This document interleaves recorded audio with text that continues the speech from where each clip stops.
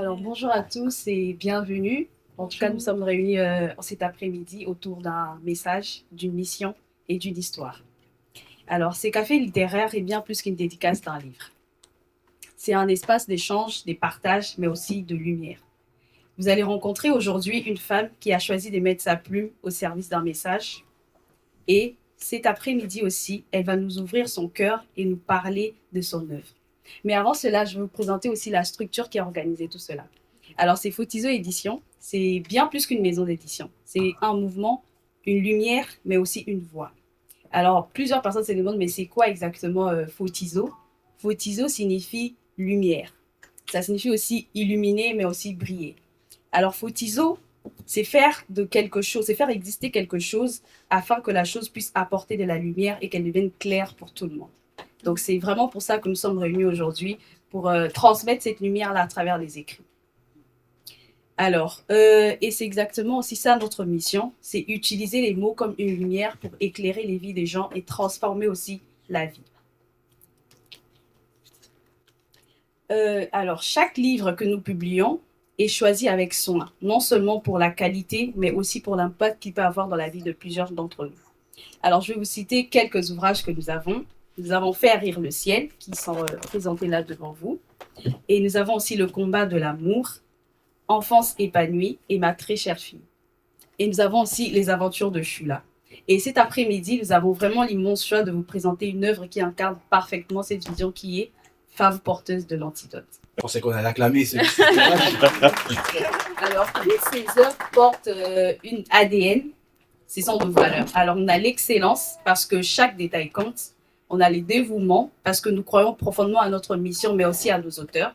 Et ainsi, nous avons l'impact. Parce que vraiment, notre but, c'est pouvoir laisser une empreinte durable dans la vie de toutes les personnes qui vont nous lire. Et tout ce travail est fait par une belle équipe. Esther Moulena, que je suis. Il y a Vicky qui est à mes côtés. On a Lomé et ensuite on a Marie. Alors, c'est toutes ces personnes-là qui sont dévouées à pouvoir mettre leurs dons et leurs talents pour œuvrer au sein de Fotizo. Alors, sans plus tarder, je vais juste inviter Myriam Philippe sur le plateau, si elle peut juste s'avancer. Alors, on accueille Myriam Philippe.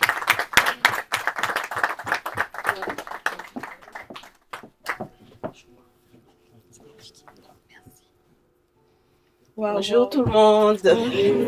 Bienvenue, merci d'être venu, merci pour le déplacement.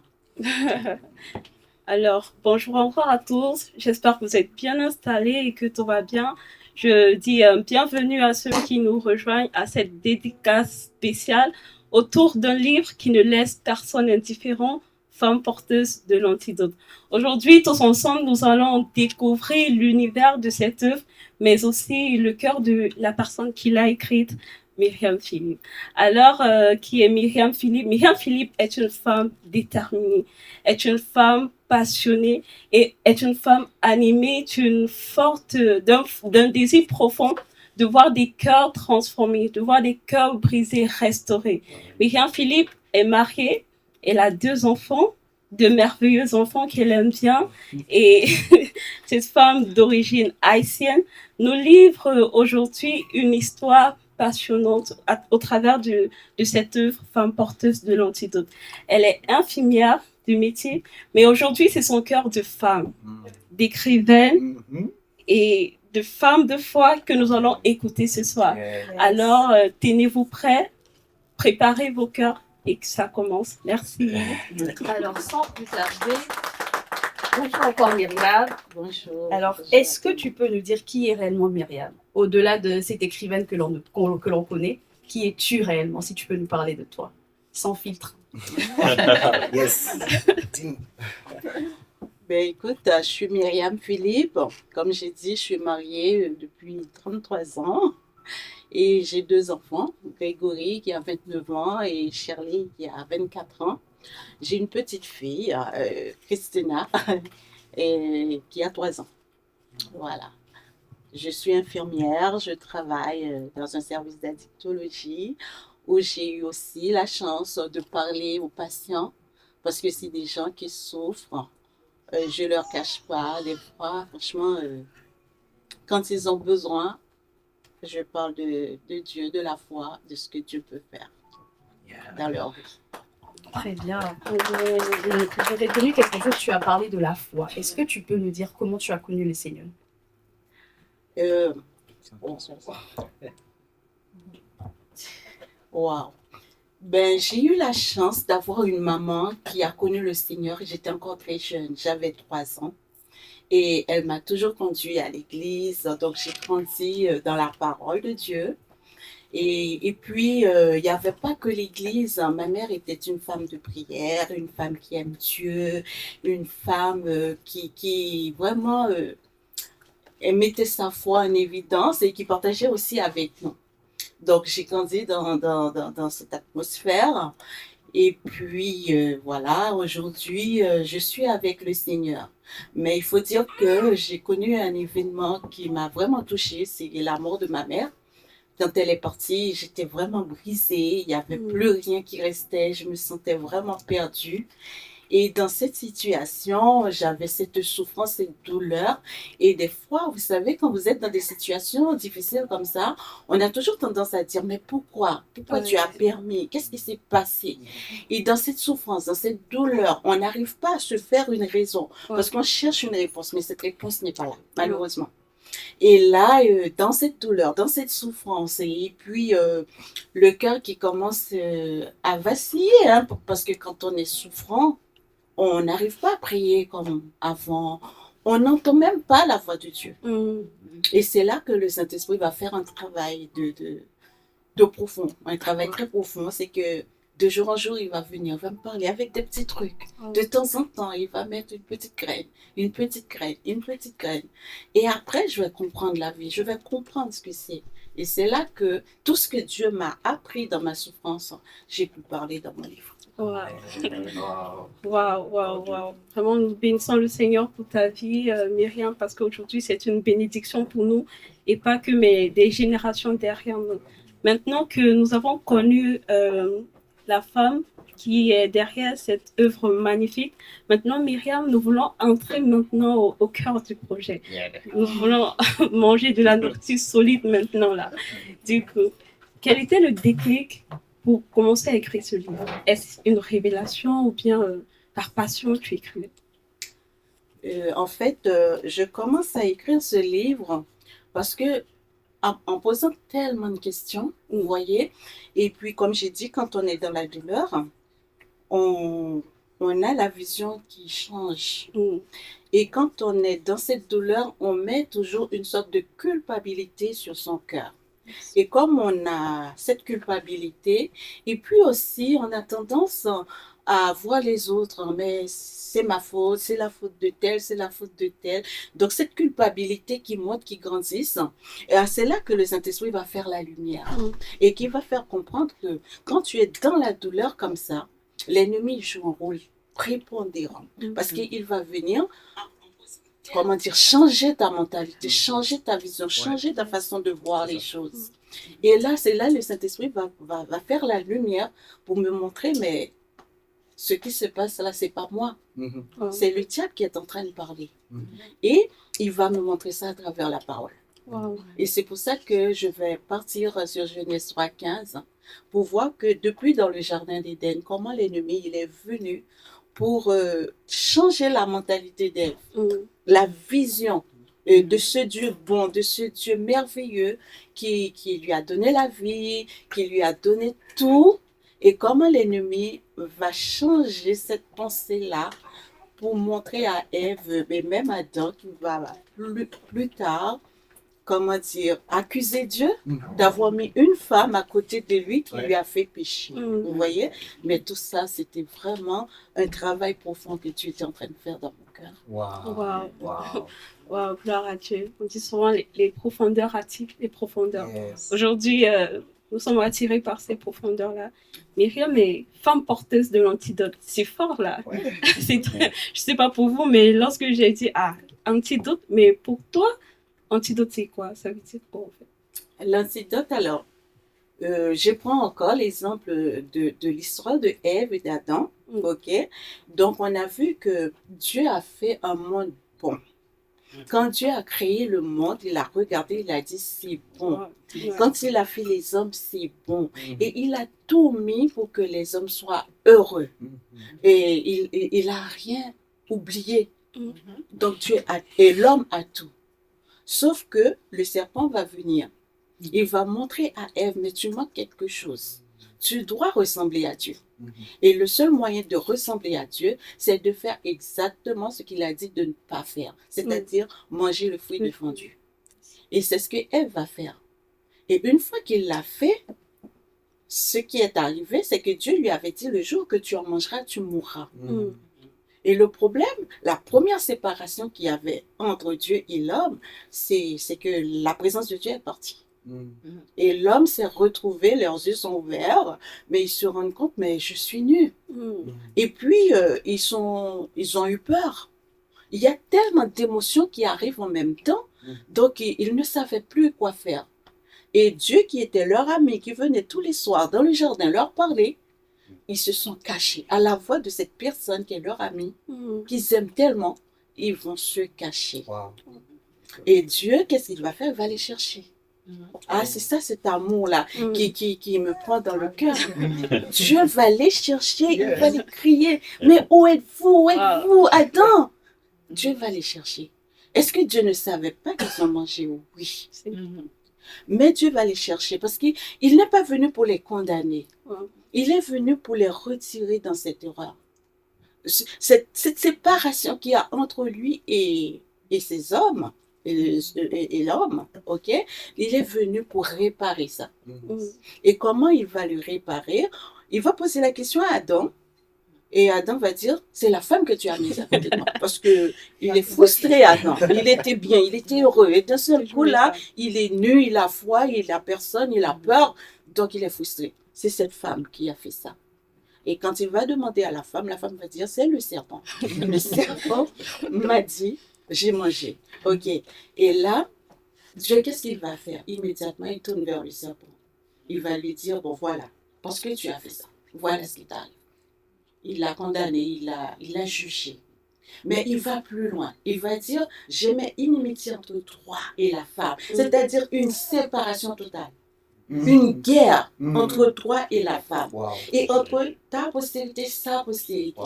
Ok? Et la postérité de la femme t'écrase à la tête, même quand tu lui blesseras le tête. Donc, Dieu va parler de postérité de la femme. Ce n'est pas que je laisse les choses comme ça, mais il y a une promesse là. La femme va avoir une postérité. Et cette postérité va être la postérité qui écrasera la tête du serpent. Ok? Parce qu'il va dire, je vais en finir avec toi, mais c'est avec la postérité de cette femme. Donc c'est la femme qui va porter l'antidote. Yes. Révélation. Wow. Révélation. Comment on dit, waouh, là je suis bénie, je sais pas pour vous, mais j'ai bien hâte de décortiquer le livre. Ok, Myriam, lorsque tu parlais, tu as dit Dieu va les chercher. Mais toi aujourd'hui, qui est-ce que tu cherches au travers de ce livre? Qui sont les personnes que tu veux toucher? Je pense que on a tous des situations difficiles qui nous poussent à être dans cette dans cette culpabilité, dans cette douleur, dans cette souffrance. Et en plus, quand on est vraiment enterré dans la douleur, dans la souffrance, on ne voit plus Dieu. On ne voit plus Dieu. On n'écoute plus Dieu. C'est comme s'il y a un nuage qui est sur ta tête qui te sépare de cette grâce qui coule. Parce que la grâce de Dieu coule abondamment et sans fin. Mais quand il y a ces nuages, ça nous sépare et ça nous prive de cette grâce. Donc du coup, Dieu cherche tout le monde. Dieu aime ses enfants. C'est pas parce qu'on a péché, c'est pas parce qu'on a un problème que Dieu tourne la page. Il continue à chercher. Et je veux encourager quelqu'un aujourd'hui pour dire, quelle que soit la situation que vous vous trouvez, Dieu vous cherche, il vous aime. Ne baissez pas les bras, ne jetez pas l'éponge. Dieu vous cherche. Ne dites pas, je suis pas pur, je suis pas digne. Non, c'est lui le Père. Parce que quand nos enfants font quelque chose, on ne les jette pas, on les cherche, on les rééduque, on leur parle, on les rassure. Donc c'est ce que Dieu fait. Et c'est ce que je veux dire à tout le monde, que Dieu les aime. Amen. On a bien entendu, Dieu nous aime tous. En cet après-midi, tous réunis ici, Dieu nous aime. Je ne sais pas s'il y a quelqu'un qui doutait de l'amour de Dieu, mais il faut que tu le saches. Dieu t'aime et énormément alors. Alors merci Myriam en tout cas pour ce premier mot. On sent déjà que ces livres, c'est pas qu'un projet, mais c'est vraiment une vision et c'est une mission que tu as reçue du Seigneur. Moi, je le crois fortement. Et derrière chaque mission, il y a toujours un chemin, il y a toujours, je ne sais pas comment dire, mais il y a toujours quelque chose qui se cache derrière. Et moi, j'ai vu, parce que j'ai eu vraiment la grâce de pouvoir parcourir un peu le livre, j'ai vu que tu as parlé des blessures et des difficultés qui peuvent arriver dans la vie. Et moi, j'aimerais bien que tu puisses nous partager quelque chose qui t'a marqué durant ce chemin. Quelque chose qui a pu te marquer durant tout ce chemin ou ce que tu as traversé pendant que tu étais en train d'écrire le livre. Donc moi, les blessures qui m'a plus marqué, moi, c'était le deuil. Ok. Ça, c'est ce qui m'a beaucoup marqué. Parce qu'on prend toujours les choses pour soi-même. Et là, quand on est dans ces genres de blessures, comme j'ai dit tout à l'heure, on est séparé de Dieu parce que au lieu d'aller chercher la réponse, au lieu d'aller chercher le réconfort, on a tendance à s'éloigner. Vous voyez? Donc, et là, quand j'ai compris que Dieu nous aime et qu'il veut penser ses blessures, parce que quand un enfant tombe, qu'est-ce qu'on fait? On prend cet enfant, on s'occupe de lui et on protège cette partie qui est malade. Et c'est ce que Dieu fait. Et j'ai compris ça. Donc c'est pour ça que moi, ma blessure, Dieu l'a guérie. Parce que j'étais au bas-fond et Dieu m'a relevé. Donc je pense qu'il y a des gens aussi qui vivent avec des blessures, des gens qui n'arrivent pas à se relever là où ils sont tombés. Mais Dieu veut faire quelque chose avec vous. Amen. Et je pense que tu as déjà donné un élément de réponse. Moi, j'allais savoir, est-ce que l'écriture t'a aidé à guérir? C'était ça ma question. Et si tu peux nous raconter un peu. En fait, je pense que la guérison a lieu déjà. Et puis, au fil de l'écriture, on découvre encore et encore et on commence à devenir heureux, content. Et puis, les choses viennent de source après. Wow. Parfait, on peut acclamer encore un petit quelque chose de fort et de puissant. Et chacun peut trouver aussi sa guérison. Pour elle, peut-être c'était l'écriture, mais pour chacun de nous, il y a un chemin que Dieu veut tracer pour pouvoir parvenir à cette guérison. C'est juste à nous de pouvoir chercher et creuser pour trouver c'est quoi le chemin que l'on va prendre. Alors, je vais poursuivre. Je vais encore te poser une question. Est-ce que tu peux nous partager un passage du livre qui t'a fortement touché, que tu aimerais bien divulguer à tout un chacun de nous? Déjà aussi, si on a des questions, on peut le noter. Comme ça, on va faire un tour, on va récupérer les questions de tout un chacun de nous. Donc, vous n'avez pas le livre. Je ne peux pas vous dire le passage avec moi. On va subir. Ça nous apprendra. Achetez le livre. Vous allez la voir tout à l'heure. Gloire à Dieu. Ok. Donc, vous êtes tous issus d'une famille, n'est-ce pas? Yes. Amen. Donc, moi, je parle beaucoup de la famille parce qu'il y a beaucoup de blessures dans la famille. Et je vais lire une première partie sur la famille. Pourquoi le diable déteste la famille? Et parce que la famille, c'est un combat. C'est un combat et beaucoup de souffrance et de douleur sortent dans la famille. Donc, je vais juste lire. Je dis, depuis toujours, tout ce que Dieu aime est attaqué. Tout ce qu'il a établi pour le bien de l'humanité devient une cible pour l'ennemi. Et parmi ces cibles, la famille est en première ligne. Pourquoi?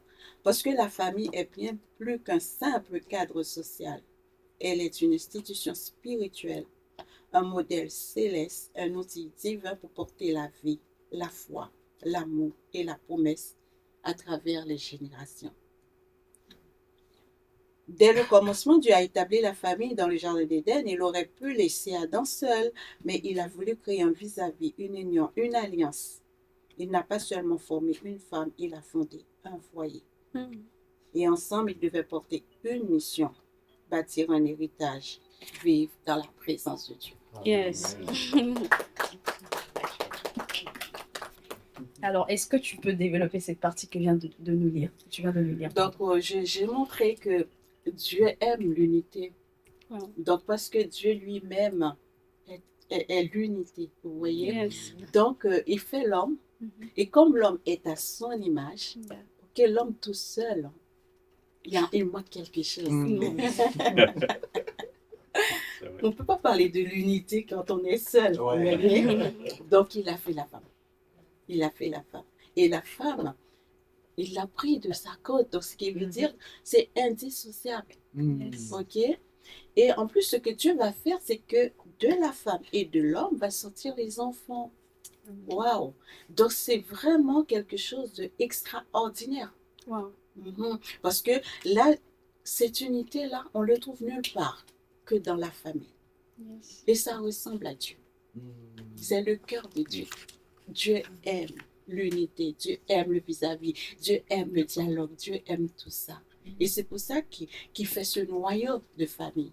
Parce que l'amour véritable se trouve en famille. On aime tellement nos enfants. On aime nos maris, on aime nos femmes. Hein? C'est la famille. Et c'est ce que Dieu est. Donc Dieu a le cœur d'une mère, le cœur d'un époux. Dieu a le cœur d'une femme aussi. Il a un tout, quoi. Donc Dieu est tout.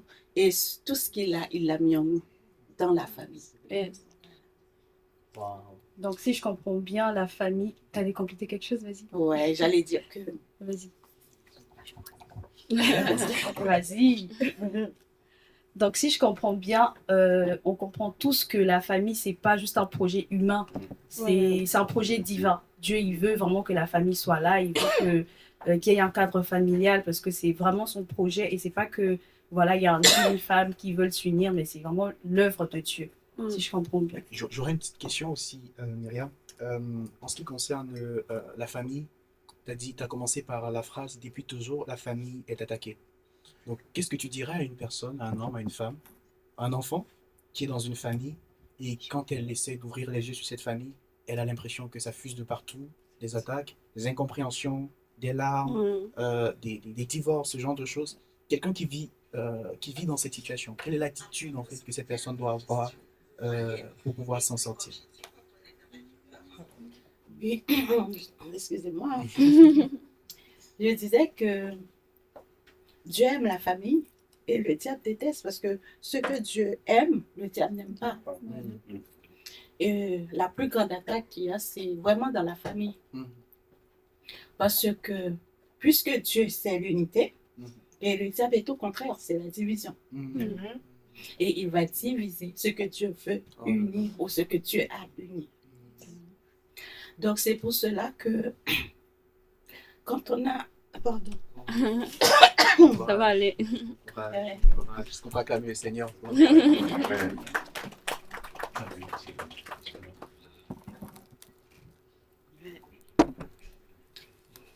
Donc quand il y a des problèmes dans la famille, il faut savoir que ce n'est pas quelque chose de naturel.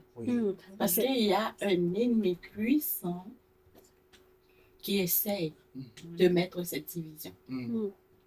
Et cet ennemi, c'est Satan, le diable. Il a séparé Adam et Ève de Dieu. Il a mis la division entre Adam et Ève. Vous voyez, Ève, quand Adam l'a vu, il a dit, voici l'os de mes os, chair de ma chair. OK? Et le jour que le diable est entré entre eux, il va dire, cette femme que tu as mis à côté de moi. Commence à l'accuser. Parce qu'il y a quelque chose d'étranger qui rentre entre eux. Donc, nos problèmes dans la famille demandent vraiment qu'on reste dans la prière et voir surtout la main qui essaye de briser. Parce que quand on va vers une femme, c'est parce qu'on l'aime. Quand on a l'intention de fonder une famille, on le fait pour la vie. Qu'est-ce qui se passe au milieu? Qu'est-ce qui arrive pour que ça divise aujourd'hui? Ben, c'est parce qu'il y a un ennemi qui rentre. Et c'est ça qu'il faut détecter. En tout cas, si je comprends bien, ça veut dire que quand dans une famille, il y a des problèmes, parfois on a des problèmes, on a des soucis avec notre famille, ça peut être avec un conjoint vis-à-vis de sa conjointe, ça peut être un père vis-à-vis de son fils, ça peut, peu importe les membres de la famille. Parfois, on a ses soucis, on a ses problèmes, mais on a l'impression que l'ennemi, c'est la personne qui est en face de nous. Mais non, en fait, il faut identifier le véritable ennemi, en fait.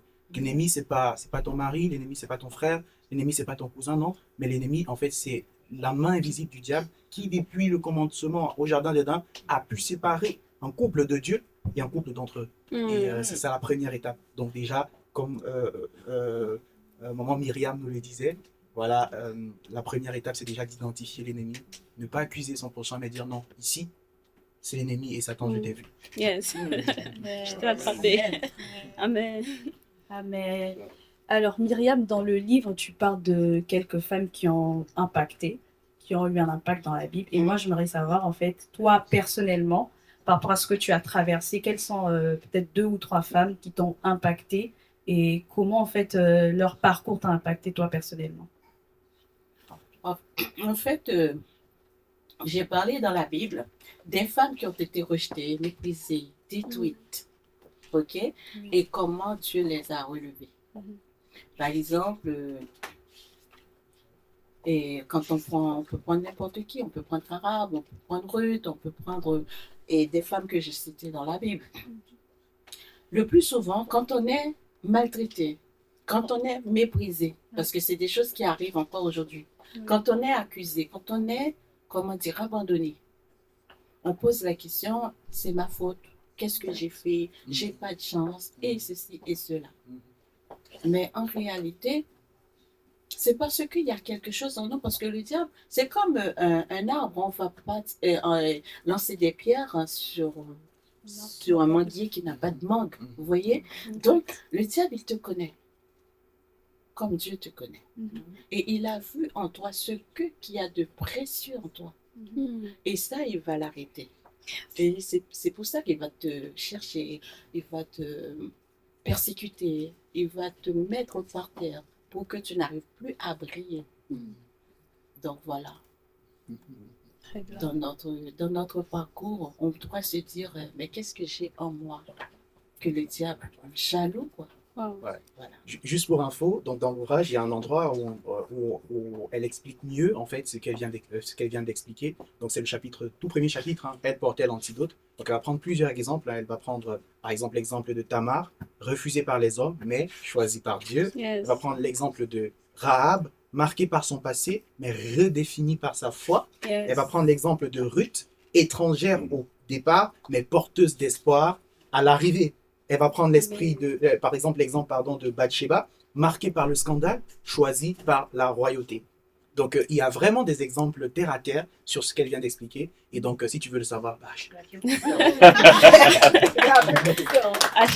livre. C'est tellement fort ces paroles, vraiment. Myriam, merci beaucoup. Moi, personnellement, je suis touchée. Merci pour ta vulnérabilité.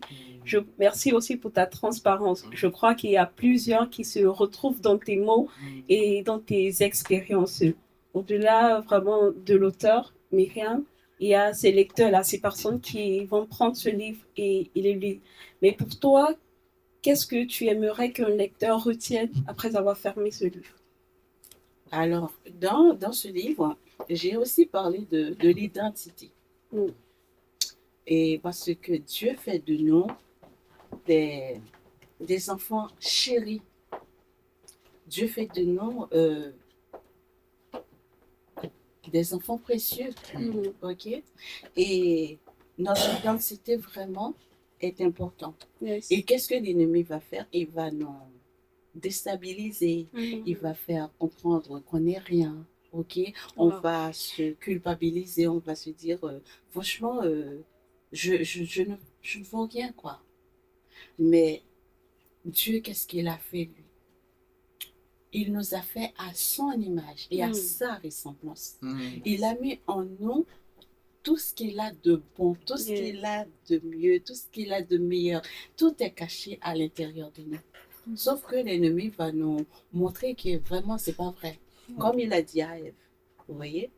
Mais ce que je veux que vous voyez à travers ce livre, que Dieu a mis quelque chose en vous, Yes. non seulement pour que vous vous relevez, mais pour aider les autres. Quelles que soient les situations que vous passez, il y a la solution. Yes.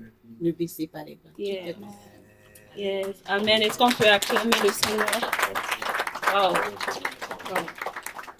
En tout cas, merci beaucoup Myriam pour ces paroles. C'est pas que des mots, mais ce sont des paroles qui transforment en fait. En fait, on sent que c'est du vécu. On sent que, en fait, elle ne fait pas que. Elle n'a pas juste pris des passages bibliques au hasard, essayé d'expliquer, non. Mais c'est vraiment du vécu, en fait. Et il y a une particularité. Il y a quelqu'un qui avait dit un jour, quand tu veux transmettre quelque chose, tu ne transmets pas ce que tu dis, mais tu transmets ce que tu es. Yes. Et c'est vraiment ce qu'on peut ressentir. Parce qu'on peut juste encore acclamer le Seigneur pour ça. Vraiment, c'est extraordinaire. Amen. Amen. Et Myriam, j'avais une question. Aujourd'hui, on remarque beaucoup de femmes qui se sentent rejetées, qui n'arrivent pas à se dévoiler, qui n'arrivent pas à montrer le plein potentiel que tu as mis en eux. Mais est-ce que tu peux nous expliquer en quelques mots, c'est quoi la cause en fait de ces événements? Pourquoi les femmes n'arrivent pas à connaître leur valeur, leur identité?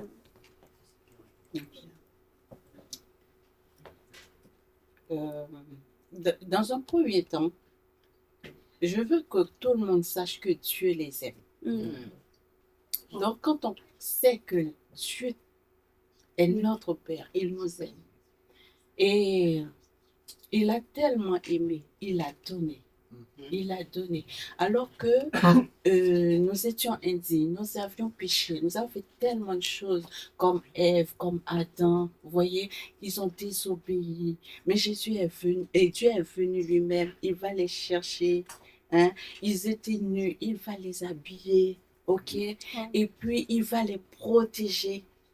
Parce qu'il y avait la rédemption qui devait venir après. OK? Donc, cet amour, c'est un amour indescriptible. Et quand on sait que Dieu vous aime, et c'est là qu'il faut que vous levez la tête. Vous dites non, je ne suis pas ce que mes pensées disent que je suis. Parce que des fois, c'est dans notre tête. Hein, et on se juge à travers ce qu'on n'a pas réussi ou ce qu'on fait de mal. Je voudrais faire le bien, mais c'est le mal qui est là. Je rate tout, vous voyez. Je suis nulle. On commence à se maudire, vous voyez. Mais qu'est-ce que Dieu dit? Donc, il faut vraiment dire ce que Dieu dit que vous êtes. Vous êtes un peuple racheté. Vous êtes les prunelles de ses yeux. Il vous aime d'un amour éternel, etc. Donc, ce que Dieu dit de vous, c'est ça qu'il faut confesser. Et à partir de là, on va changer notre mentalité, notre pensée et dire que Dieu ne m'aime pas parce que j'ai fait quelque chose. Dieu m'aime pour ce que je suis. Vous voyez? Parce que ce qu'on fait, c'est pas par ça qu'il nous juge. Sinon, il n'y aurait pas de salut pour Adam et Ève. Vous voyez? Donc, il le fait par amour pour lui. Il nous aime. Et il le fait pour nous. Donc, il ne faut pas se culpabiliser. Il faut se dire que je sais que tu m'aimes. Même si je suis faible, il a dit dans ma faiblesse, dans cette faiblesse, c'est Paul qui a dit ça, c'est dans ma faiblesse que Dieu manifeste son amour. Et beaucoup de femmes qui peuvent parler comme moi, c'est des femmes qui peuvent dire que oui, ils étaient par terre et Dieu les a relevés. Et je veux dire que Dieu peut relever quelqu'un qui est. Amen. Juste une petite parenthèse, donc il y a une personne qui a garé à l'extérieur une Renault bleue. Elle doit sortir pour la retirer au risque que cette voiture se fasse emporter par la fourrière. Ok, donc vraiment pour revenir dans le vif du sujet, si je comprends bien en fait, il y a deux étapes. La première étape, c'est vraiment réaliser que Dieu nous aime. C'est la première étape. Et la deuxième étape, c'est ne pas croire aux pensées qu'on entend. Parce qu'il y a tellement de voix. Aujourd'hui, nous sommes dans un monde où il y a tellement de voix qui parlent. Avec les publicités, avec les films, avec tout ce qui se passe. En fait, tout le monde vit pour faire entendre sa voix. Et avec toutes ces voix, l'ennemi profite. Tu vas avoir la voix de ton passé qui va te dire, hier tu as échoué, tu vas encore échouer. Tu auras quand même la voix il y aura cette voix dans ta tête qui va dire, il y a la voix de ton histoire qui va dire, non, d'où est-ce que tu viens? Tu es le plus petit, de la plus petite famille, de la plus petite tribu, de la plus petite, qui va toujours te rappeler ton état actuel. Et c'est contre ces voix-là qu'on combat. Mais quelle est la voix qu'il faut entendre? C'est la voix de Dieu. Qu'est-ce que la parole de Dieu dit de moi? Il dit qu'il m'a créé à son image, selon sa ressemblance. Il dit qu'il connaît les projets qu'il a formés pour moi, projets de paix et non de malheur, afin que j'ai un avenir et de l'espérance. Il dit que je suis la prunelle de ses yeux. Il dit qu'il connaît qu'aucune chevelure ne tombe de ma tête sans qu'il n'ait au courant, en fait. Réalisons combien Dieu nous aime. Et je pense que, juste pour la petite anecdote, alors que l'équipe travaillait sur cet ouvrage, en relecture et autres, il y a des moments où on avait l'impression qu'on oubliait. On oubliait qu'on était en train de travailler sur un ouvrage parce que ça finissait en prière. Ouais. Ça finissait en prière. Donc vraiment, c'est excellent. C'est excellent. C'est excellent. Gloire à Dieu. Gloire à Dieu. Amen, amen. Encore merci beaucoup, Esther. Myriam, désolée, j'ai beaucoup travaillé avec Esther pour ce livre.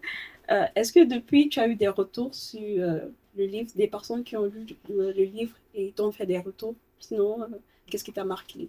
Non, n'est pas Pas encore. En exclusivité. Ouais. Donc si vous voulez faire des retours, Moi, je vais juste un peu compléter. Moi, je vais faire un petit retour parce que j'ai travaillé un peu sur le livre. Et moi, c'est plus la phase où on parlait de l'amour de Dieu. Parce que pendant que je travaillais sur ce livre, moi, je traversais des moments très difficiles et je commençais à douter de l'amour de Dieu. Donc, pendant que je lisais le livre, je travaillais. J'avais pour mission de travailler sur le livre. Mais quand je lisais le livre, je me disais, bah, ce livre, il me parle concrètement, en fait. Et je me disais, oui, Dieu m'aime, même si je traverse des situations compliquées, je ne dois jamais douter de l'amour de Dieu. Les épreuves, ça arrive et c'est pour nous rendre encore plus forts, en fait. C'est juste pour ressortir cette force-là qu'il y a en nous, que les épreuves arrivent dans la vie. Donc moi, pendant que je travaille, voilà, j'ai un petit retour. Vraiment, Myriam, merci beaucoup d'avoir accepté cette mission que Dieu t'a donnée. Tu m'as béni, moi. Tu m'as vraiment béni et je le dis à tout le monde, il ne faut jamais douter de l'amour de Dieu. Les épreuves, ça arrive et c'est aussi pour nous forger encore. Parce que sans épreuves, en fait, on restera sur le même stade. c'est ça. Donc les épreuves viennent en fait pour développer certaines capacités en nous. Alors à chacun de nous d'accepter son épreuve et de mettre toujours Dieu au centre, quel que soit ce qui arrive, que Dieu soit toujours le centre de tout. C'est un peu ça. Pour aller dans la même lancée, je ne sais pas pourquoi, mais quand tu parlais, il y a vraiment cette question que j'ai envie de poser à tout un chacun d'entre nous. Pose-toi la question. Pourquoi tout ça n'arrive qu'à moi? Non, pour la première fois, je te donne l'autorisation, en fait, de te poser cette question. Pourquoi je suis tant attaqué? Pourquoi il n'y a que ma famille qui traverse par ça, par cette situation? Pourquoi tout ce qui est adversité, tout ce qui est tempête, tout ce qui est problème n'arrive qu'à moi? Tu t'es posé cette question? Je te donne. Je vais te dire une chose. Yeah. La taille de tes adversités, la taille de tes problèmes, la taille de ce par quoi tu passes, définit la taille de ta destinée. Yes. Je suis ingénieur génie civil de formation et j'ai appris une chose pendant ma formation, c'est que plus on va en profondeur, plus le bâtiment est haut. Yes. Donc cesse de pleurer, sèche tes larmes et lève-toi, dis-toi, je suis en formation. Je suis en formation. Si aujourd'hui je passe par des temps compliqués financièrement parlant, c'est parce que Dieu veut m'apprendre la gestion. Parce que qui sait, peut-être que tu géreras une entreprise de plusieurs centaines de millions d'euros. C'est possible, il faut croire. Arrête de te voir comme tu te vois. Apprends-toi à te regarder au travers les yeux de Dieu. C'est vraiment ce que je voulais rajouter. Alors, et justement, Myriam, moi, j'aimerais bien savoir, on sait que c'est ton premier livre, c'est un début, mais on veut savoir, est-ce que tu envisages une suite et une série ou d'autres livres? Est-ce que tu as déjà une idée là-dessus? Ou tu te lances d'abord et tu vas voir ce qui va se passer après? C'est ça. On va laisser le Saint-Esprit conduire. Voilà. Mais sinon, on voit que tu vas obéir à la voix du Saint-Esprit. Amen. Alors, autre question, moi j'aimerais bien savoir, est-ce que tu te vois accompagner des femmes autour de cette thématique? Parce que comme Vicky l'a dit, il y a de plus en plus des femmes qui n'ont pas confiance en elles, qui ne reconnaissent pas la valeur qu'elles ont en fait. Est-ce que toi tu te vois accompagner des femmes dans cette thématique? Avec la parole, oui. Bon, Moi-même, non. wow. Je pousse tout. Quelle humilité. À la caméra. Alors, comme dernière question, j'espère que vous préparez bien vos questions parce qu'on va bientôt faire le tour et voilà, je crois que vous avez des questions avec tout ce qu'elle vient de dire. Il y a des zones d'ombre encore même qu'elle doit éclaircir aussi, s'il y en a. Moi, j'aimerais bien savoir que peut-on faire, nous qui écoutons, pour porter cet antidote en fait dans notre entourage, pardon. Et déjà, comme je dis, quand on est venu au monde, Donc, Dieu nous a déjà mandaté à quelque chose. Donc, maintenant, quand vous restez dans la prière, comment dire, en relation avec Dieu, Dieu va vous ouvrir les yeux pour voir quel antidote que vous portez. Yes. Amen. En fait, chacun porte son antidote. Amen. Yes. Ouais, en fonction de plan que Dieu a pour ça. Yes. Ouais. Et le plan que Dieu a pour chacun d'entre nous est unique. Ouais. Autant on a une empreinte digitale qui est propre à nous, personne sur la terre n'a cette empreinte digitale.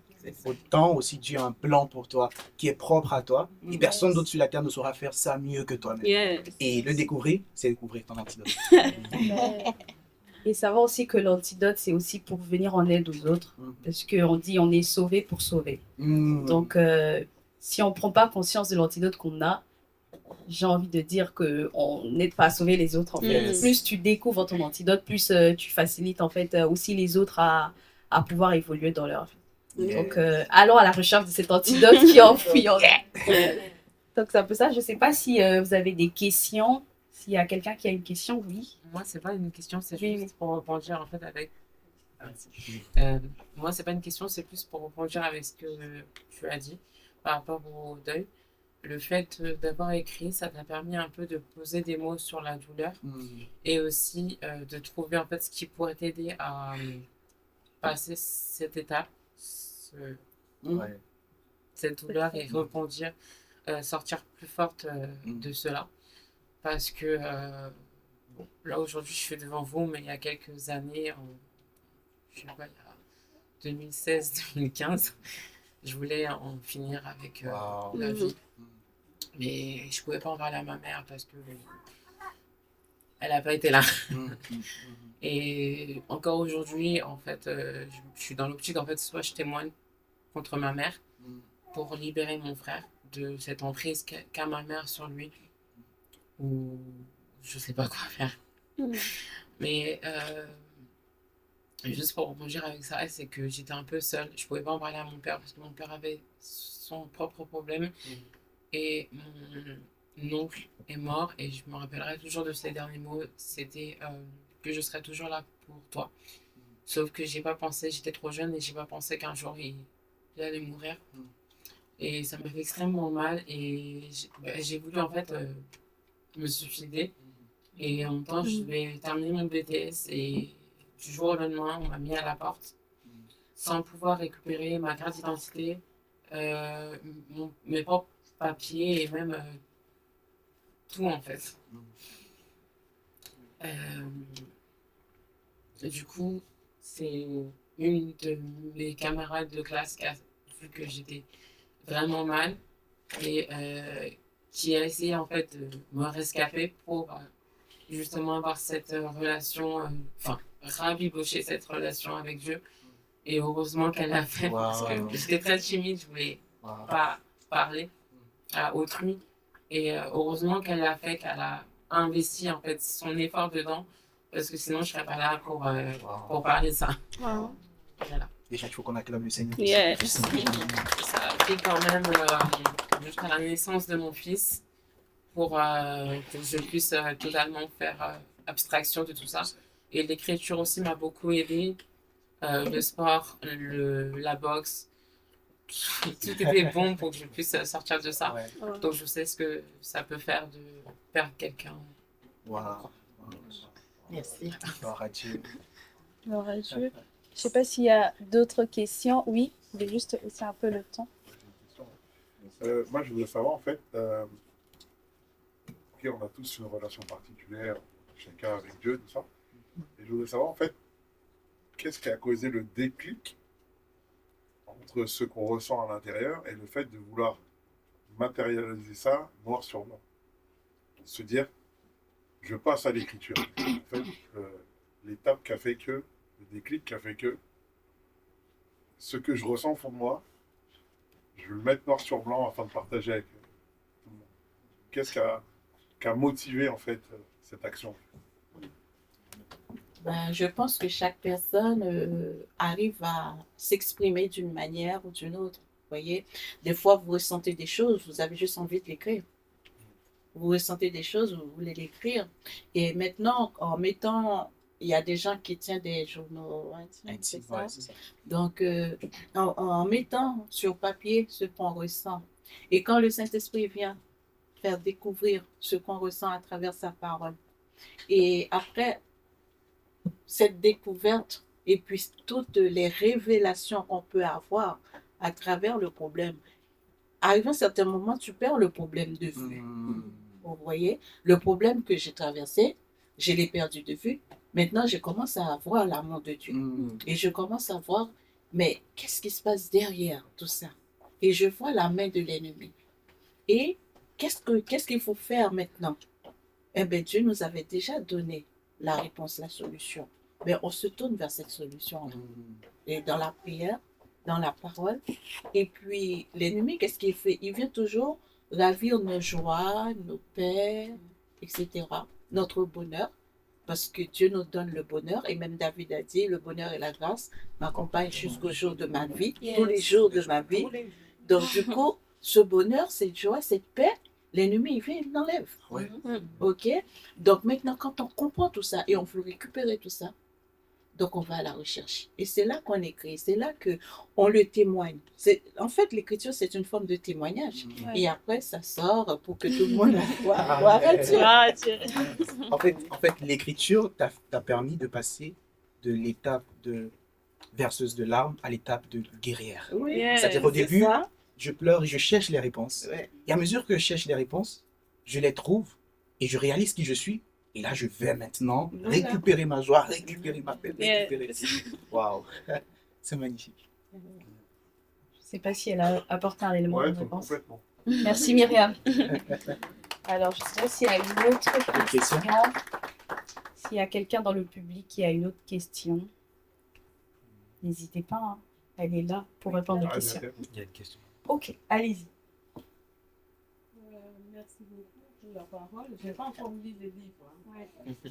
Et déjà, les titres donnent envie vraiment de lire mes livres. Je ne vais pas ajouter, je pense qu'il est bien écrit parce que c'est un témoignage de l'histoire de Myriam. Mais dans ces publics, on a des gens qui connaissent Jésus et il y a des gens qui ne connaissent pas Jésus. Ils sont d'autres religions et nous sommes très contents. Mais ce que j'aimerais dire, c'est que les vrais antidotes, c'est Jésus. Amen. Ce n'est pas une religion, mais c'est Jésus. C'est les vrais antidotes. Parce que j'ai été foudroyée d'une douleur cardiaque pendant que j'allais au travail. Je me suis retrouvée en cardiologie et réanimation dans un hôpital. Et les professeurs, le chef des services de cardiologie, le jour où il est venu me voir, je lui ai dit, est-ce que vous croyez en Jésus? Il m'a dit, madame, je respecte les religions, mais voilà, c'est de loin. Alors je lui ai dit, monsieur, vous êtes cardiologue, vous êtes le chef de service, mais je vais vous dire une chose. En tant que cardiologue, j'ai retrouvé ma santé grâce à vous, je vous remercie. Mais la personne qui donne la paix intérieure, c'est Jésus. Je ne vous parle pas de la religion, je vous parle de Jésus-Christ. C'est l'antidote, c'est la solution que Dieu a donnée dans ce monde. Et lui, il donne la paix intérieure parce que vous savez plus que moi, parce que vous connaissez tous les médicaments du cœur, mais il n'y a aucun médicament du cœur qui donne la paix intérieure. Alors, le Seigneur n'a pas voulu que je meure parce que j'étais près de mourir avec un cœur qui battait à plus de 160 battements par minute et que les artères devaient être grillées. Mais grâce à la prière, il était étonné de voir que les artères étaient en parfait état. Amen. Amen. Jésus a tout le monde. Amen. C'est notre cardiologue qui dit, madame, moi je suis musulman. Je dis, ce n'est pas grave. Mais je vais vous dire une chose. L'islam ne sauve pas. Le protestantisme ne sauve pas. Le catholicisme, tout ce qui est easy. Jésus, c'est dans les Corans, c'est Issa qui sauve. Yes. Yes. Dans votre chambre, Amen, amen. criez à lui, il vous donnera la paix. Amen. Est-ce qu'on peut acclamer le Seigneur? Est-ce qu'on peut le faire réellement? C'est très fort. Pourquoi? Parce que, vous savez, quand dans la parole de Dieu, on dit la postérité de la femme écrasera la tête du serpent. Quand vous étudiez l'histoire de toutes les femmes qui ont été les porteuses d'antidotes dans la Bible, elles ont toujours connu ce problème de stérilité. Parce que Satan avait peur de cette stérilité. En fait, si tu as ces problèmes, c'est parce que Satan a peur de toi, en fait. Et je vais dire à quelqu'un, je ne sais pas ce par quoi tu traverses. Je ne sais pas ce que tu traverses en ce moment. Tu as peut-être tout essayé, marabout, religion, prière, tous les ismes même aussi. Peut-être que tu as essayé tout ça. Mais j'aimerais juste te demander, s'il te plaît, est-ce que tu peux essayer Jésus une seule fois? Amen. Moi, j'ai essayé Jésus. J'ai essayé Jésus, j'étais dans un pays musulman, j'étais en Tunisie, et ça a changé toute ma vie. Et j'aimerais juste parler à quelqu'un, s'il te plaît. Peut-être que c'est la dernière fois que tu entendras ce message. Peut-être que c'est la dernière fois que tu entendras ce message. Mais j'aimerais juste te dire une chose. Je ne te promets pas que tes problèmes vont s'envoler comme par magie. Parce que mon Jésus, moi, il ne fait pas la magie. Non. Mais je te promets une chose. C'est que tu vas te découvrir. Il s'appelle dans la Bible, je suis. Il dit, il t'a créé selon son image, selon sa ressemblance. Ça veut dire que quand Dieu te voit, il veut avoir l'impression de se regarder comme dans un miroir. Yes. Ce qui signifie que tout ce qu'il est capable de faire, il peut te donner, t'accorder aussi cette capacité-là. Ça veut dire que ce qui signifie que tous les problèmes, toute l'adversité que tu as dans ta vie, il peut te donner la force de vaincre. Yes. Il ne va pas les ôter, mais il va te donner la capacité de les vaincre. Mais si tu veux, juste là où tu es maintenant, accepter Jésus comme ton Seigneur et ton Sauveur. Si tu veux essayer Jésus, je te demande même pas de faire trop. Si tu veux juste essayer Jésus là où tu es. Je parle même aussi aux personnes qui avaient d'abord commencé avec Jésus. Mais à cause des problèmes de la vie, ils ne sont pas allés jusqu'au bout. Je parle à deux types de personnes. Un type de personnes qui ne sont pas allés jusqu'au bout avec Jésus. Et un autre type de personnes qui n'ont jamais essayé Jésus. On va juste tous baisser la tête.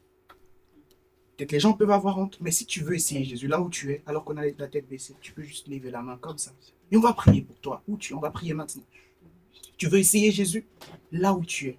C'est bien, il y a des mains levées. Gloire à Jésus. Tu peux continuer. Il y en a encore. Il y a des personnes qui veulent essayer Jésus ce soir. Si tu veux essayer Jésus, n'endurcis pas ton cœur. Lève juste la main où tu es. Lève juste la main où tu es. Lève juste la main où tu es. Amen. Waouh, je vois des mains levées. Il y en a encore. Il te dit, ma fille, mon fils, s'il te plaît. Pour une fois, j'ai vu comment tu pleurais là dans ta chambre. Je t'ai vu pleurer là dans ta chambre. Tu voulais crier, tu ne savais plus quoi faire.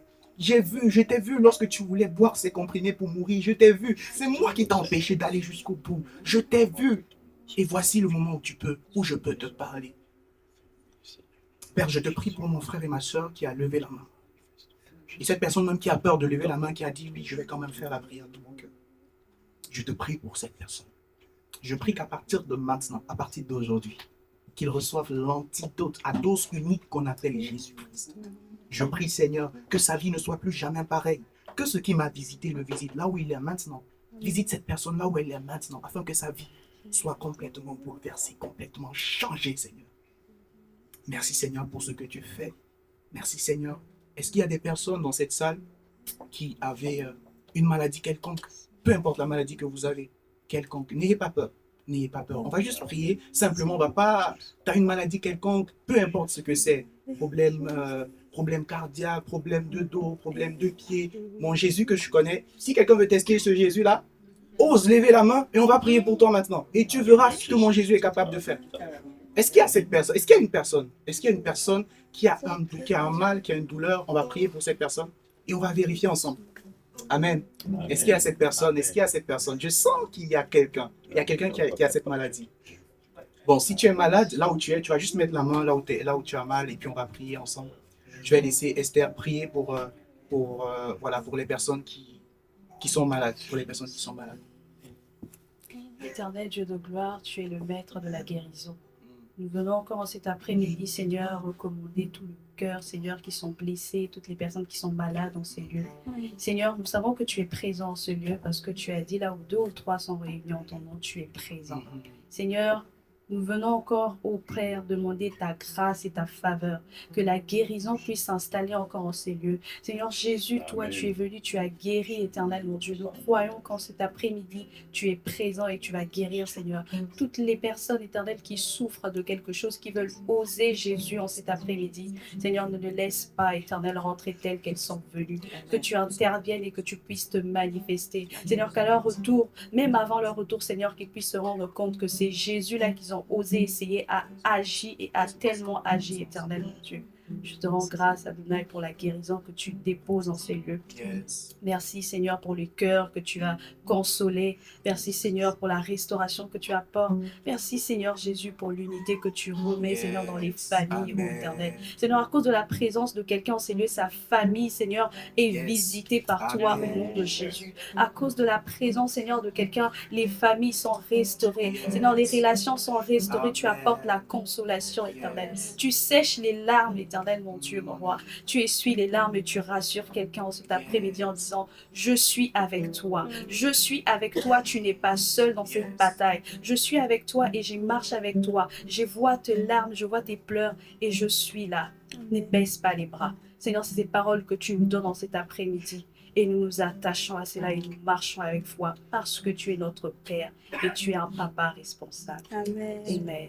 Amen. Juste acclamer. Juste acclamer. Waouh. Quand Dieu prend les choses en main, waouh, gloire à Dieu. Alors, on redescend. Je ne sais pas s'il y a une autre question avant que l'on puisse passer à la phase de dédicace et laisser Myriam aussi dire Ouais, quelques mots d'encouragement. On va prendre une ou deux dernières questions. N'hésitez pas. Oui, allez-y. Juste une question d'une femme. Ma femme qui est je suis en train de filmer en même temps. Wow. Waouh. Donc, les connexions sont là. Donc, elle demande du fait que tu as traversé des souffrances et comment tu as pu triompher de ces souffrances. Ben, je dirais, comme j'ai dit pour le Jardin d'Éden, en fait, quand on est dans la souffrance, on ne cherche pas Dieu. On s'éloigne. Et on pose des questions, on est en colère, on n'est pas bien. Mais Dieu m'a cherché. Ah, Il m'a cherché, il m'a consolé, il m'a relevé. Et puis voilà, je suis guérie par ça même. Après, il faut dire oui. Il faut accepter de dire oui, Seigneur. Comme Adam, il a dit, je suis caché. Vous voyez, il a honte. Il faut dire oui, juste oui. Et c'est lui qui fait le travail. Amen. Gloire à Dieu. Une petite parenthèse, pardon, pour ceux qui ont osé Jésus tout à l'heure, parce que j'ai vu des mains qui se sont levées, vous pouvez juste vous approcher de Marilyn ou de Cynthia. Elles vont juste lever la main. Après, hein, juste après, on aura un petit cadeau pour vous. Voilà, c'était juste la petite parenthèse.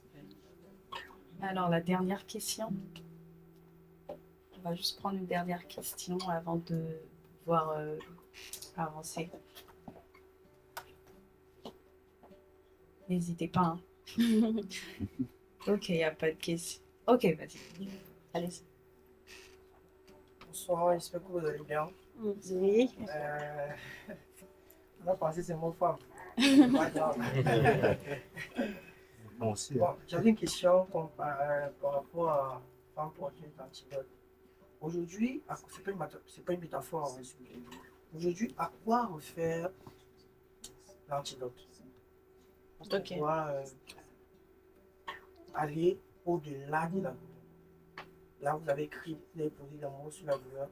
La sœur, tout à l'heure, elle a témoigné, lorsqu'elle donnait son témoignage, elle a dit qu'elle a fait le sport. Elle a fait de la boxe. Elle a eu son enfant. Pour elle, d'autres personnes vont dire, ceci est un antidote pour moi, qui m'a permis de guérir. Comment vous ralliez ça avec les idées et les liens que vous avez dans Je vais prendre la réponse dans les femmes que j'ai parlé. Par exemple, on va parler de cette femme samaritaine. La femme samaritaine, c'était une femme qui a été rejetée par sa société. Déjà, on ne connaît même pas son nom, on l'appelle la femme samaritaine, vous voyez, parce que on jugeait pas bon de citer son nom. C'était pas quelqu'un de fréquentable, c'était quelqu'un de rejeté, c'était quelqu'un déjà qui se cachait, qui pouvait même pas venir chercher de l'eau en même temps que les autres. Vous voyez? Donc, elle était vraiment cachée. Donc, elle venait à un moment où il y avait personne à midi. Il faisait très chaud et il a rencontré Jésus. Cette femme, elle était brisée, elle était détruite, elle avait honte, elle ne pouvait même pas rester dans sa famille. Donc, elle souffrait. Son cœur était malade.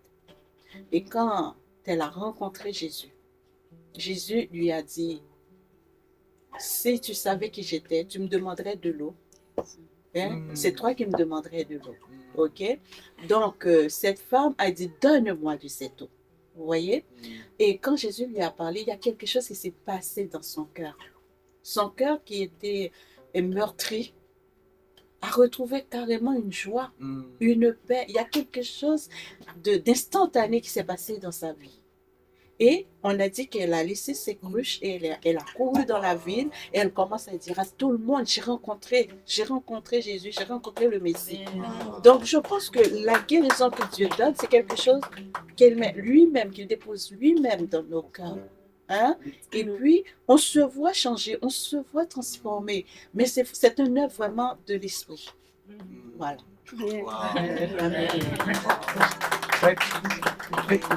Pour aller même encore plus loin, chaque fois qu'on passe par la souffrance, on cherche des antidotes terrestres. Ouais. Et c'est le symbole de l'eau que la femme samaritaine allait chercher tous les midis au puits. Mais un jour, comme d'ordinaire, alors qu'elle allait chercher de l'eau au puits, elle a rencontré la source d'eau vive. Et donc, parce que Jésus, il est capable de venir te rencontrer à la boxe. Et je pense que c'est ce qui s'est passé pour notre sœur. Il est capable de venir te rencontrer dans ton lieu de travail, dans ton lieu scolaire, avec ton ami. Et c'est comme ça, en fait, que Dieu fonctionne. Comme elle a dit tout à l'heure, ce n'est pas elle qui allait chercher Dieu, c'est Dieu qui allait la chercher. Yes. Amen. Amen. Merci beaucoup, Myriam. Alors là, je pense, je vais te laisser la parole. Merci quand même, merci infiniment de nous avoir fait plonger vraiment dans cet univers. Tu nous as ouvert ton cœur et tu nous as parlé. On a compris et merci beaucoup. Moi, j'aimerais juste te donner la parole. Si tu as un mot d'encouragement, si tu as une phrase ou quelque chose que tu veux chuchoter à l'oreille de quelqu'un qui va lire ce livre et un message en fait clé que l'on doit garder en quittant ces lieux, qu'est-ce que tu pourras nous dire? Je veux juste rebondir sur la parole de ma collègue tout à l'heure qui parlait de l'antidote, c'est Jésus. Alors, ce que je veux dire, et pour ceux qui ne connaissent pas Jésus ou qui prennent Jésus pour une religion, Jésus n'est pas une religion. Jésus, c'est le don que Dieu a fait à l'homme. Vous voyez, l'homme était séparé de Dieu à cause du péché. Et Dieu ne voulait pas cette séparation. C'est pour ça qu'il est venu vers l'homme.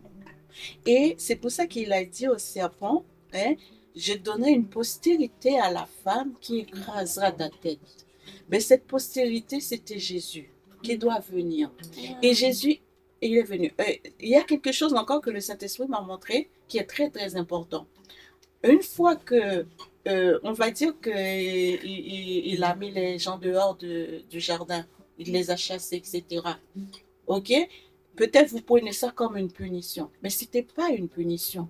C'était juste une protection. Parce que si l'homme, dans ses péchés, allait manger l'arbre de vie, la rédemption n'était pas possible. Donc, il était obligé de les mettre à l'écart pour les protéger en attendant l'arrivée de la postérité de la femme. Et quand Jésus est venu, hein, qu'est-ce qu'il a fait? Il a pris les fardeaux, les péchés, il a tout pris sur son dos. Il a été à la croix. Il a payé de son sang. Et on a vu que la Bible dit sans effusion de sang, il n'y a pas de pardon. Donc déjà, il les a recouverts avec la peau. Alors, il a enlevé les feuilles qu'ils ont pris et il a mis la peau d'un animal. Il a tué l'animal pour mettre la peau. Vous voyez, c'était déjà un acte de sacrifice. Et ce sacrifice va être complet avec la mort de Jésus. Yes. Donc Jésus va aller à la croix. Il va porter nos fardeaux. Il va porter nos maladies. Parce que tout le monde pouvait... Les brigands sont morts. Ils n'étaient pas brisés. Mais Jésus a été brisé. C'était pour porter nos maladies. Donc, suivre Jésus, ce n'est pas suivre une religion. c'est vraiment le chemin qui mène vers Dieu. Amen. Donc, c'est ce que Amen. Amen. Est-ce qu'on peut acclamer? Merci beaucoup, Myriam. Et vraiment, moi, je suis touchée. J'espère que tout un chacun de nous en a été béni. Amen. Merci beaucoup. Alors, avant juste de passer à la phase dédicace, où elle va dédicacer le livre, je vais juste donner la parole à Noé qui va donner quelques petites consignes, comment s'est procuré les livres D'accord. et aussi pour la suite. Ok, super. Est-ce qu'on m'entend bien? On m'entend bien? Oh là là. Ouais. Est-ce qu'on m'entend bien? C'est bon?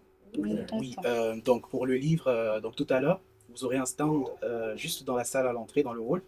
Et dans cette salle-là, alors que donc il y aura Myriam qui sera là et qui aura l'occasion de dédicacer personnellement votre ouvrage. Donc vous aurez la grâce de l'avoir, d'avoir l'ouvrage, mais en plus avec un mot de l'auteur. N'est-ce pas magnifique ça? Donc voilà, c'est déjà la première chose. Vous aurez aussi d'autres produits Fotizo. Donc vous aurez un livre pour enfants. Parce que chez Fotizo aussi, on pense aux enfants, sur le label Skytoon. Donc, on a ce petit bijou pour ceux qui ont des enfants. Les aventures de Choula, il n'y en a pas beaucoup. Donc, ce sont des histoires de foi et d'amitié. Donc, pour les tout petits. Vous aurez aussi cet ouvrage-là, Apprendre à ne plus se comparer à ses amis. C'est de la collection L'enfance épanouie de la célèbre auteure Amanda Bebe. Voilà, Amanda Boyer depuis un moment. Amen. Vous aurez aussi un livre appelé Faire rire le ciel. Faire rire le ciel qui parle d'évangélisation. Comment faire rire le ciel? Le seul moyen d'égayer les cieux. Donc c'est cet ouvrage-là qui sourit. Voilà. Et puis il y a aussi un autre ouvrage. Il n'y en a pas beaucoup de ces ouvrages-là. Un autre ouvrage appelé Le combat de l'amour. C'est un livre qui parle d'amour dont je suis l'auteur. Donc je vous encourage aussi à vous en procurer. Mais aujourd'hui, vous aurez le meilleur ouvrage. Désolé pour les autres auteurs. Vous aurez Femme porteuse d'antidote. Amen. Amen. Ouais, et puis voilà, donc on va juste prendre un petit temps. L'équipe Fotizo, on a composé une petite chanson par rapport à cet ouvrage, Femme porteuse d'antidote. Et on espère qu'à travers cette chanson, une femme qui avait oublié son identité puisse se retrouver. Amen. Amen.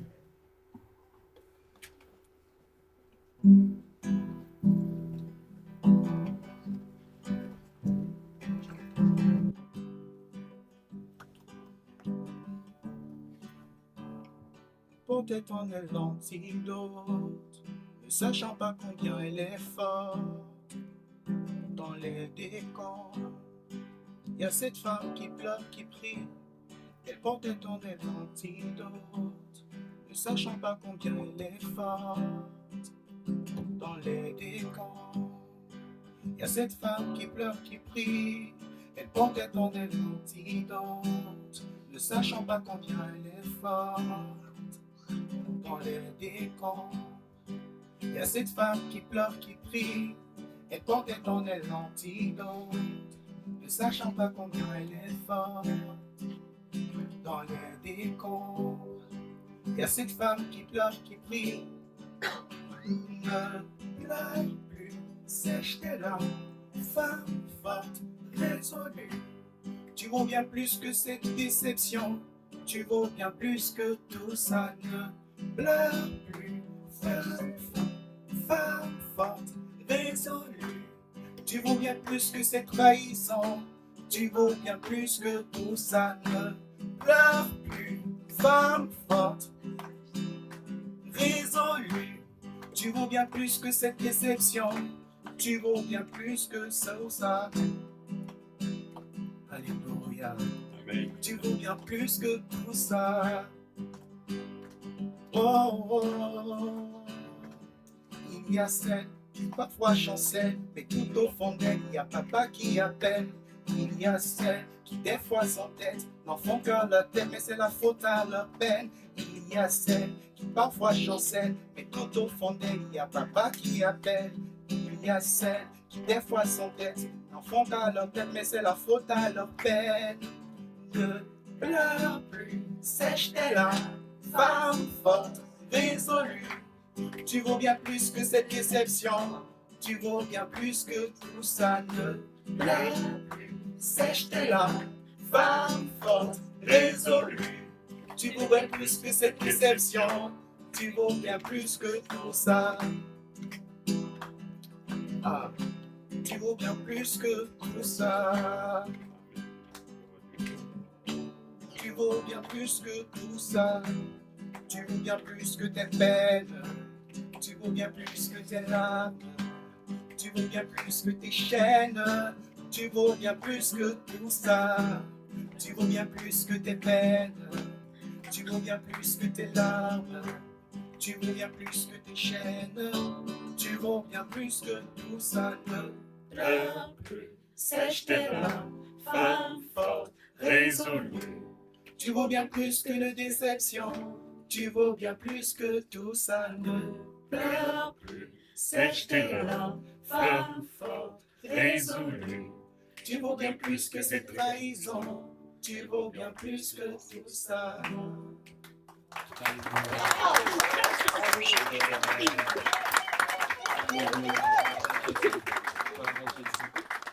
On finit par ça en disant à une femme, en disant à quelqu'un que tu vaux bien plus que. Gloire à Jésus. Donc je vais laisser juste Myriam prier pour qu'après on va juste aller aller prendre le temps de la dédicace et des photos. Il y aura une dernière chose. On aura un stand là, juste à l'entrée là, pour on aura un espace photo pour les photos. Donc voilà, tu peux y aller. Seigneur, nous te remercions pour ce moment que nous avons passé, Seigneur, ensemble, où nous avons, Seigneur, découvert ton amour, découvrir, Seigneur, qui nous sommes en toi. Nous te disons merci pour chaque personne, Seigneur, réunie ce soir. Nous te demandons, Seigneur Dieu d'amour, de les restaurer, ceux qui ont le cœur brisé, Seigneur Dieu. Nous te demandons, Seigneur, de les aider à te découvrir, à voir l'amour que tu as pour eux, Seigneur, car tu les aimes d'un amour éternel. Merci, Seigneur Jésus, pour chaque personne qui vient ce soir au éternel, qu'ils repartent chez eux, Seigneur Dieu d'amour, contents, heureux, Seigneur, de te découvrir et de savoir que tu as déposé quelque chose en eux qui est vraiment bien. Que ton nom soit glorifié et béni au nom de Jésus. Amen. Acclamez pour Myriam.